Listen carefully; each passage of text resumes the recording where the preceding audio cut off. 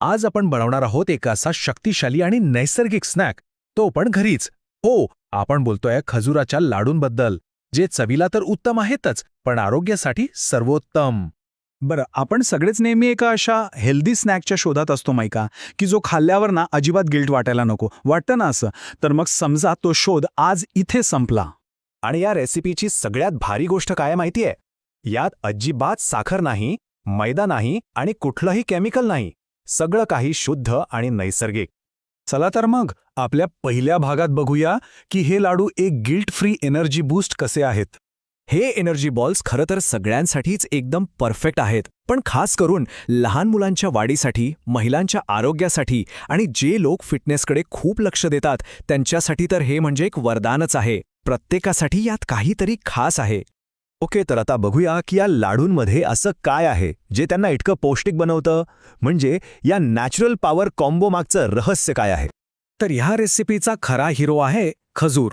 सगळा गोडवा फक्त आणि फक्त यातून येतो. त्यामुळे वेगळी साखर घालायची गरजच पडत नाही. खजूर स्वतःच एक नॅचरल स्वीटनर आहे. आणि मग येतो दुसरा महत्त्वाचा खेळाडू, ड्रायफ्रूट्स.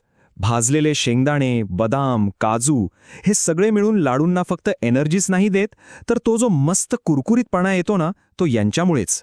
आणि शेवटी या सगळ्याला एक परफेक्ट फिनिशिंग टच देतो, तो म्हणजे सुकं खोबरं. हे काय करतं तर सगळ्या चवींना एकत्र बांधून ठेवतं आणि एक मस्त सुगंध देतं. लाडू आणखीच चविष्ट लागतात. आता बघा, साहित्याची यादी किती छोटी आणि सोपी आहे. हे आहे त्याचं अचूक प्रमाण. आणि हो, एक गोष्ट लक्षात घ्या, तूप आणि तीळ किंवा अक्रोड हे पूर्णपणे ऑप्शनल आहेत. तुमच्या आवडीनुसार तुम्ही ते वापरू शकता किंवा नाही वापरलं तरी चालेल. चला आता वळूया कृतीकडे. बघूया हे सगळं मिळून लाडू कसे तयार होतात एकदम सोप्या फेलप्रूफ पद्धतीने. ही कृती फक्त 5 सोप्या स्टेप्समध्ये होते. पहिलं, खजूर थोडे मऊ करून घ्यायचे. दुसरं, ड्रायफ्रूट्स भाजून जाडसर वाटायचे. तिसरं, सगळं साहित्य एकत्र मिसळायचं.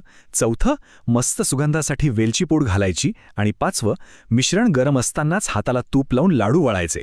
बघा किती सोपं आहे. आता वेळ आहे काही सिक्रेट टिप्सची. या टिप्स वापरल्या की तुमचे लाडू प्रत्येक वेळी अगदी परफेक्ट बनतील, गॅरंटी. पहिली आणि सगळ्यात महत्त्वाची टीप, खजूर जास्त वेळ भाजायचे नाहीत, फक्त 1-2 मिनिट मंद आचेवर गरम करा. जास्त भाजले तर ते कडू होऊ शकतात आणि मग लाडूंची सगळी चवच बिघडेल. बरं, कधीकधी काय होतं, मिश्रण थोडं कोरडं वाटतं, पण घाबरून जायचं काहीच कारण नाही. फक्त 1 चमचा तूप घाला, मिश्रण लगेच व्यवस्थित होईल आणि लाडू सहज वळता येतील. आणि ही एक स्पेशल टिप, खास करून लहान मुलांसाठी. जर तुम्हाला लाडू एकदम मऊ हवे असतील, तर खजूर गरम करण्याच्या आधी फक्त 5 मिनिटं कोमट पाण्यात भिजवून ठेवा. बघा किती फरक पडतो. चला आता सगळ्यात महत्त्वाच्या भागाकडे येऊया, म्हणजे हे लाडू खाण्याचे आरोग्यदायी फायदे तरी काय आहेत, बघूया. आणि सगळ्यात चांगली गोष्ट म्हणजे हे लाडू बनवून तुम्ही फ्रीजमध्ये ठेवले ना, तर ते आरामात 10 ते 12 दिवस टिकतात. म्हणजे एकदा बनवा आणि अनेक दिवस हेल्दी स्नॅकची चिंता मिटवा. याचे फायदे तर खूप आहेत. एकतर यातून नॅचरल एनर्जी मिळते.